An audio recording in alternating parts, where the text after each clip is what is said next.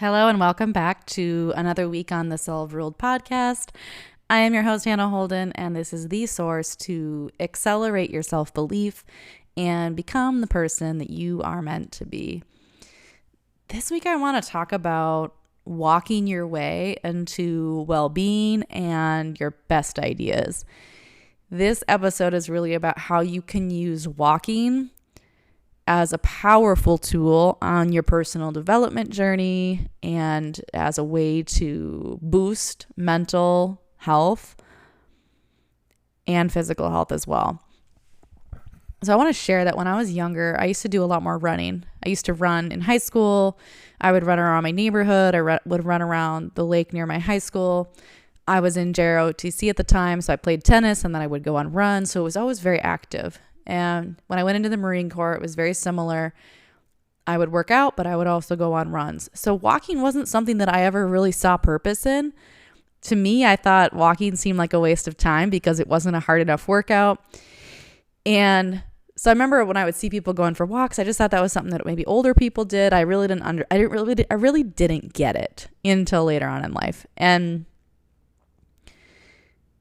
there was a time when I don't even remember what spurred it, why I started walking so much, but it was something that really set off some light bulbs in my mind because it started to drastically impact me.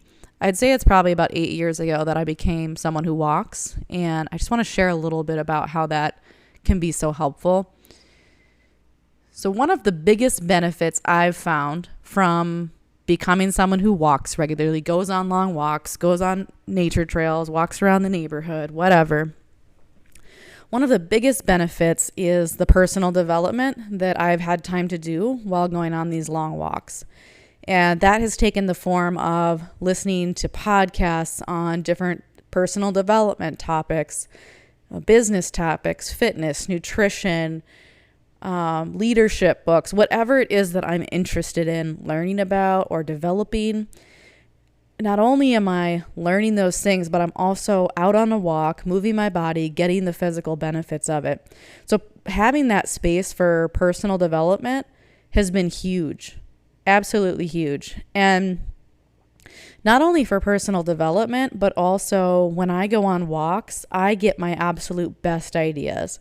If I am feeling stuck, creatively stuck on a project, maybe a workshop, talk, something I'm working on, going for a walk, it's like the ideas just start coming to me right away. So it's great for getting unstuck and creativity. It's also great for getting clarity around decisions. There's been so many times where maybe I've been trying to make a decision about something or feeling a little bit of uncertainty, and going for a long walk starts to really help me kind of break through those layers and get to that clarity. So that's been a huge benefit, the personal growth that I've been able to capitalize on during these long walks.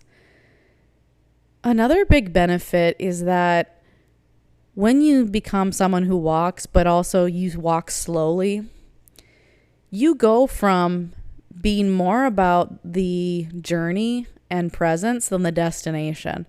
I think one of the reasons I always found running to be more interesting was because back then, I guess that's a metaphor for my life back then. Back then, I was more focused on the destination than the journey, and running was definitely a metaphor for that because it was more about how fast can I get there and how fast can I improve.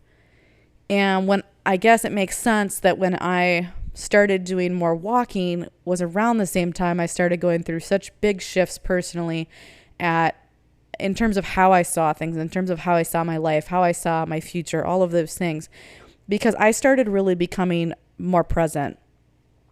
Before, when I would run, I was always stressed. I always had so many things on my mind. And so running matched the amount of activity that was going on in my mind. But when you start to walk and you really start to slow down, your body is setting the tone for your mind. When you start to slow down and be intentional and move slower, your mind will follow.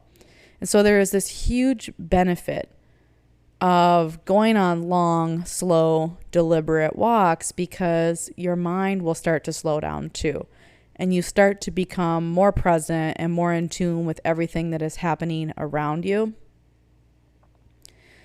And so that is probably the second benefit. I mean, the personal development one has been huge, but I think the second one is just embracing more presence and not being so obsessed about how fast can I get there, or this is pointless because I'm not getting a good enough workout. It's more about the experience and the ideas and the thoughts that would come to me on these long walks. So that's another incredible benefit of walking. And then what I would add on to maybe the next one is just the physical health. Another benefit is just the physical well-being. We are so sedentary. We drive everywhere. We sit on the couch too much. We sit at desks too much. And it sounds crazy because walking should be the most natural thing to us. If you think about humans, many years ago, they did everything on foot. They were walking everywhere. Walking is natural to us, but we have gone against what is natural for us with being so sedentary and not walking anywhere, that I feel like when you start walking, you're just getting kind of in touch with your true nature, what it means to be human, to move. And at the longer you walk, let's say you go out on a walk and the first mile, you might be carrying that stress in your body or your mind. The second mile, it starts to clear. And so each mile, it's like you're washing away dirty layers off your windshield. That's how I would say it. We collect dirt and grime, whether it be the stress, whether it be all the anxious thoughts that we have, the physical aches and pains from sitting too much, maybe from our posture, things like that. But the beautiful thing about walking is that each mile we go, it's like that slate is being wiped clean. And I've experienced this so many times, because if I just go for a short walk, I might just only remove that first layer of buildup, like that first layer of buildup on the windshield in terms of my most anxious thoughts or my most, sore muscles or whatever I'm feeling. But the longer you go, it's like each layer is getting cleaned off. And if you go long enough, you will be able to come back from a long walk just completely clear. And it's just absolutely crazy to me how I went so many years of my life not realizing how there was this one simple tool at my disposal that could not only give me time and space to work on myself and personal development and learn, but could also help me become more creative and make better decisions. And then also just clear out all of the buildup of thoughts and stress and worries, and give me a period of time for restoration. I think one of the reasons a lot of people end up in burnout is because even when they're resting or they get time off, they don't get to that full reset. They don't get to that full restoration. And they may only be taking off a layer or two. And so if there isn't time and space, and it's not just about walking when it comes to burnout, but whatever it is, the activity, the time off, the walking, it hasn't gone, the break hasn't been long enough to peel back those layers of buildup that have built over time, whether it be days, weeks, months, or years. And walking for me is one of the fastest ways that I can clean off those layers and get back to that clarity and back to that feeling good-natured and feeling positive and not feeling irritable or drained or stressed out.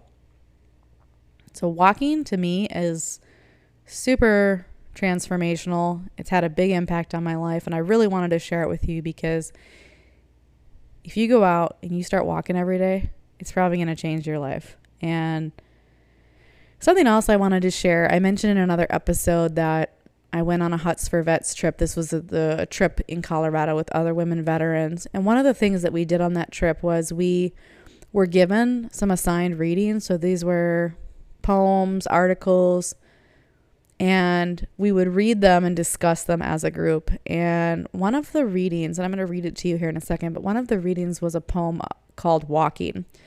And when we read this, I just remember thinking, wow, this is exactly how I feel about walking. I'm glad someone else is, I'm glad I'm not the only one who feels this way about it. So I want to share this with you, and it's called Walking. Above all, do not lose your desire to walk.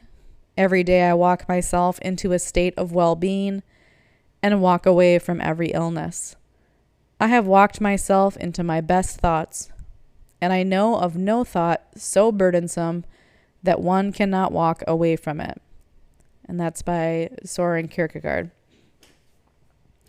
So that poem epitomizes my journey with walking. Not all of it, but certainly a lot of the thoughts that I've had just on how much potential it has to kind of restore us back to where we need to be, give us space for personal development, and then, of course, that creative and strategic thinking that we often need in our lives. So that's really what I wanted to share with you this week, was just hopefully inspire you, if you're not someone who walks, to check it out, give it a shot. All right, I'll talk to you next week.